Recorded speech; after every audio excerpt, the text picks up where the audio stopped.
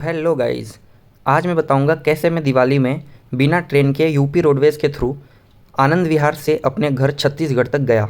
मेरा घर यूपी और छत्तीसगढ़ के बॉर्डर पे है, इसलिए मैंने दिल्ली से चलने वाली मिर्ज़ापुर तक की यूपी रोडवेज़ की बस राजधानी एक्सप्रेस बुक की थी। The one thing I hate about UP roadways is कि ना वो स्टेशन पे कहीं फ़ोन चार्ज करने का जुगाड़ देते हैं और ना ही बसों के अंदर। खैर, आनंद विहार बस स्टेशन पर पहुँचकर और लोगों का स्ट्रगल देखते देखते मैंने बस का इंतज़ार शुरू किया और डॉक्टर कलाम की लिखी हुई बुक दी इग्नाइटेड माइंड्स पढ़ना शुरू किया। खैर, फाइनली बस आई जिस पर मिर्ज़ापुर डिपो लिखा हुआ देखकर मेरी खुशी का ठिकाना नहीं रहा, क्योंकि ये बस मुझे मेरे घर के बहुत ही करीब लेकर जाने वाली थी। पर ये क्या, इन्होंने राजधानी के नाम पर यूपी रोडवेज की ऑर्डिनरी बस ही भेज दी थी। खैर, घर तो जाना ही था, इसलिए बिना कुछ सोचे समझे चुपचाप जाकर अपनी सीट पर बैठा और सफ़र शुरू किया। पानी बॉटल्स और खाने का सामान अपने साथ रखना ज़रूरी है। यूपी रोडवेज़ की ऑर्डिनरी बसों की सीट पर बैठकर मैंने सोचा 19 घंटे का इतना लंबा सफ़र कैसे कटेगा। और तब रोडवेज़ वाले भैया ने अपना प्लेलिस्ट बजाया और तब जाकर धीरे धीरे धीरे धीरे करके नींद आनी शुरू हुई। ओवरनाइट जर्नी के बाद हमारी बस पहुंची प्रयागराज। अब यहाँ पर करीब 2 घंटे का हॉल्ट था। पहले तो मैंने सोचा जाकर संगम नहा लिया जाए, फिर मुझे लगा कहीं बस छूट गई तो, इसलिए चुपचाप चाय की चुस्की ली और बस चलने का इंतज़ार करने लगा।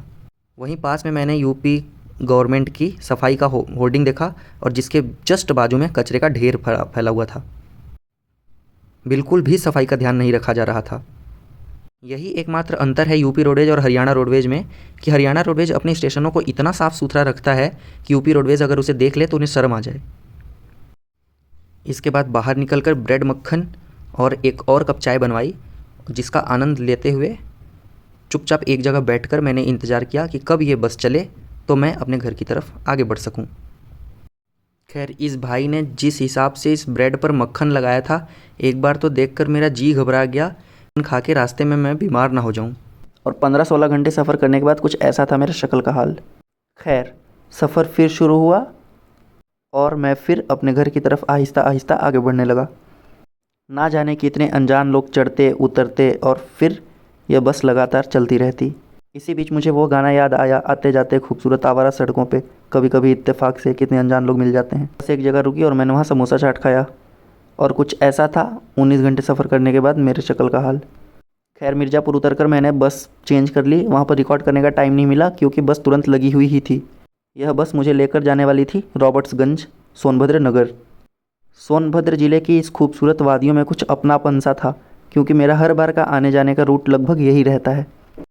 इन घने जंगलों के बीच पहाड़ियों के नीचे बनी हुई यह झील हर बार ही मेरा मन मोह लेती है। छोटा नागपुर के पठार की इन उबड़ खाबड़ सड़कों और पहाड़ों के बीच से गुजरते हुए मैं फ़िलहाल धीरे धीरे अपने घर की तरफ बढ़ रहा था। और हाईवे छोड़ने के बाद हाथी नाला नाम के जगह पर हनुमान जी के मंदिर में संकीर्तन हो रहा था।